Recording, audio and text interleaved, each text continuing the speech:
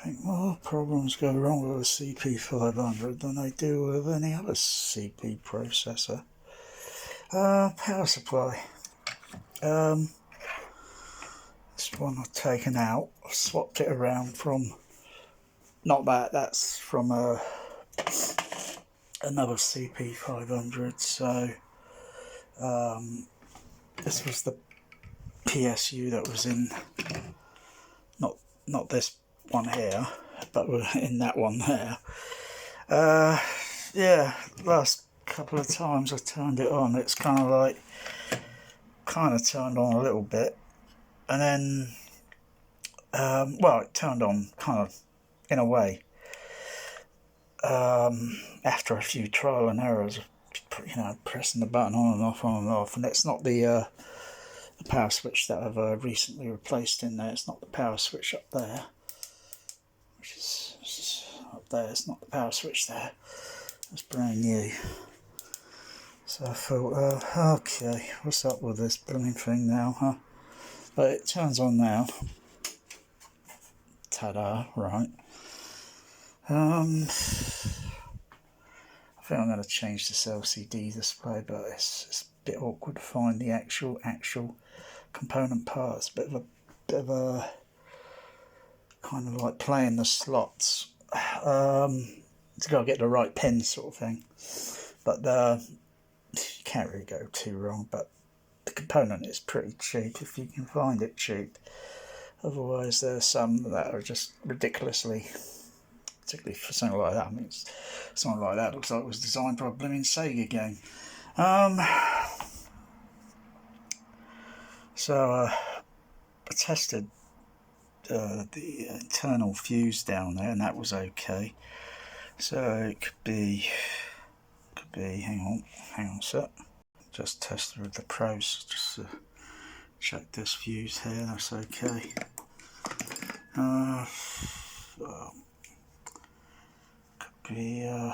Could be the power input, which go in there. So it could be the component here. Kind of lifted that component out, which is a blue coloured one, and that was on the other board, and I realised, oh, sorry, you know, I had to put that back on, because I think the power supply in for this one powered the other CP500 okay. But the only problem that was going wrong most of the time was the freaking power switch that was eluding me, you know. So many things, you know. But, you know, all these components on there are all, you know, you can get them. It's just a case of possibly fault finding, most likely which one might be. So it could be this part around here. But, you know, I think CP500s are very kind of like problematic, but it's solvable. That LCD display is, yeah, a bit awkward to read. So I could maybe swap the other. Kind of looks a little bit more clearer with this camera, because I can see it a little bit more clearer. Occasionally you see a little, what's it there?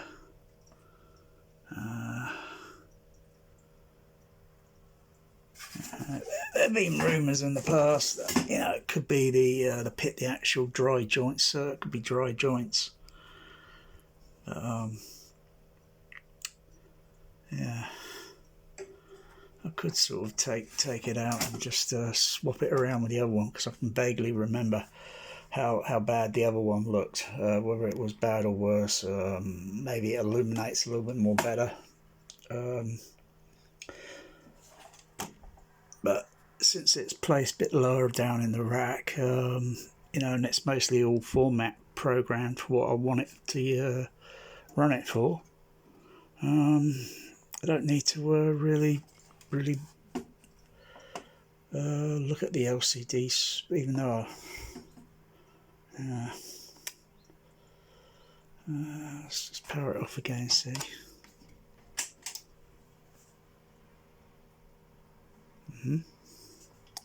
Back on. That's okay, that's normal. That's okay. That's booting up.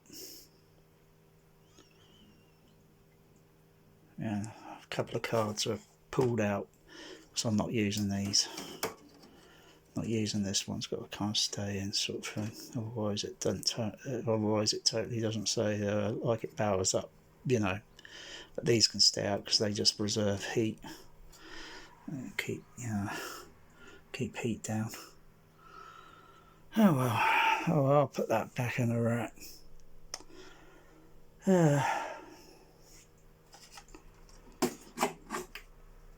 I'll quickly swap it around. Swap this around. Quickly undo. Swap them around. Swap them around. Okay. Okay.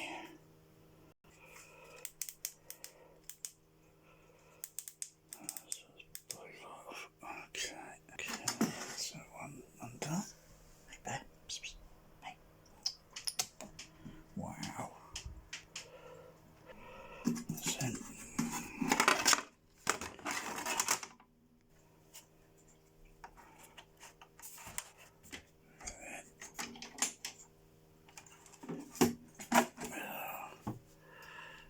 got a fault. I think it'll be okay now. Yeah, I didn't have the terminals connected properly.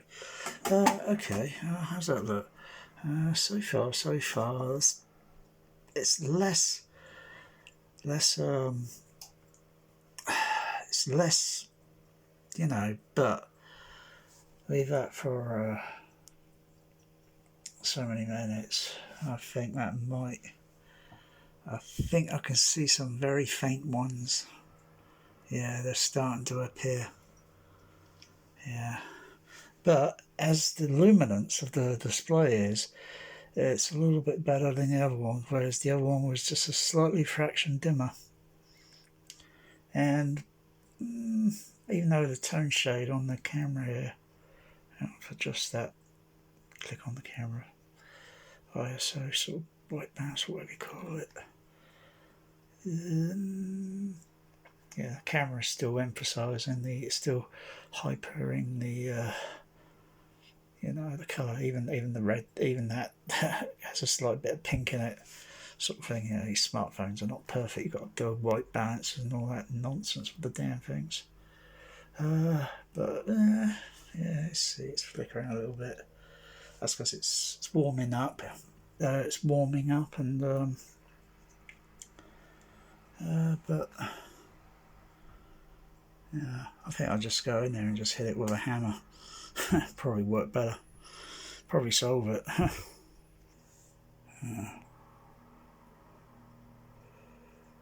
wonder if that number still works. Don't think so. I guess the number's probably changed.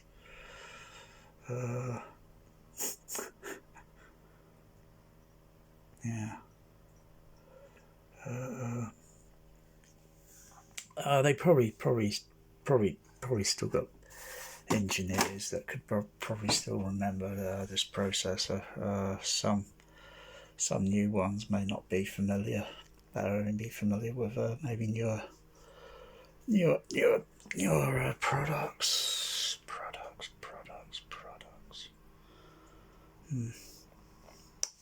But as it's going so far, it's not too bad. I'm not sure how much luminance I can bring up on it.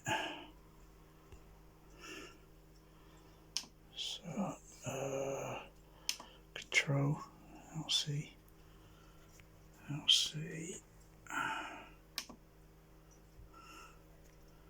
What's that set?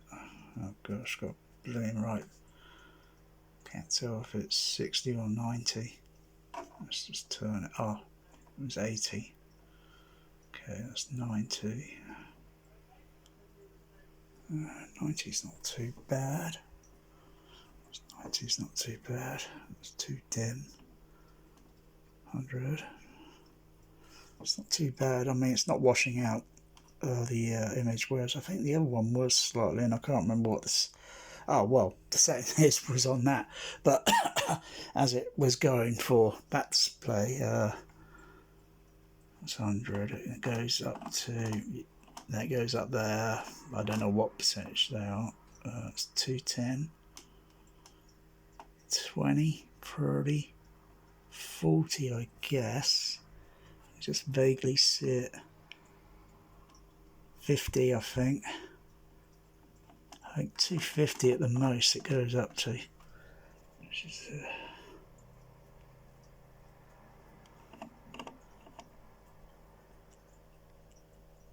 camera can't see it. So.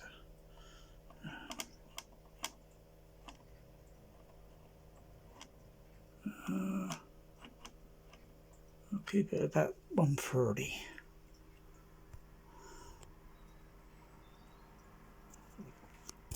Just that.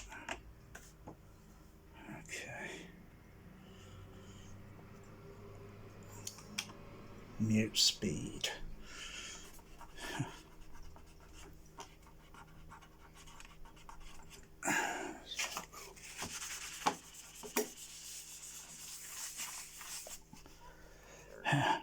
Mute speed is the I think how many seconds does it go up to?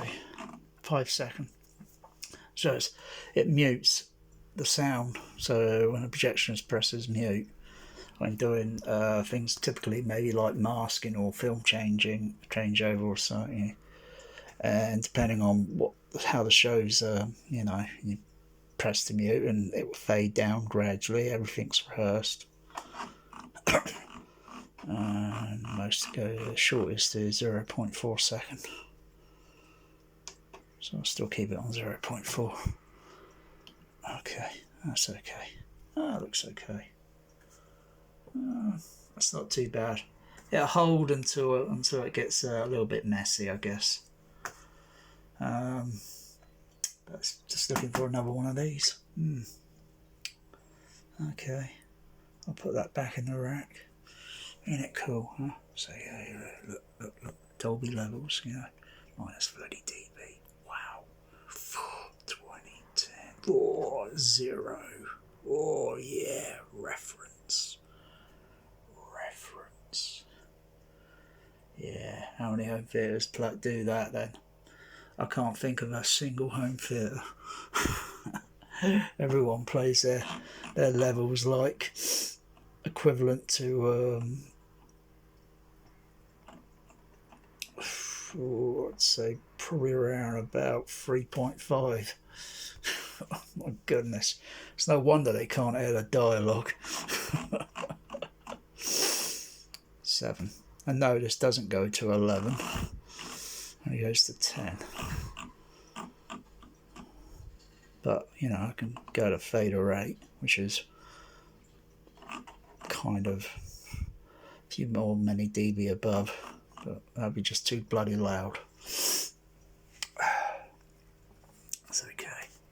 There you go. 10, 20. Flipping heck.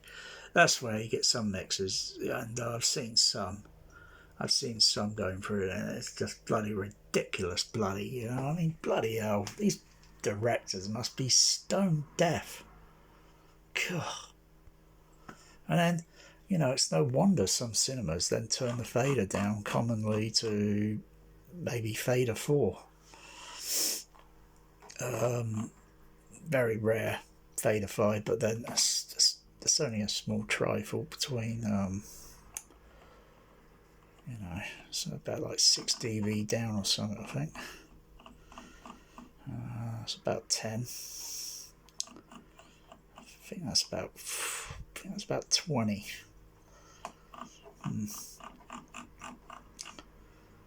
Yeah.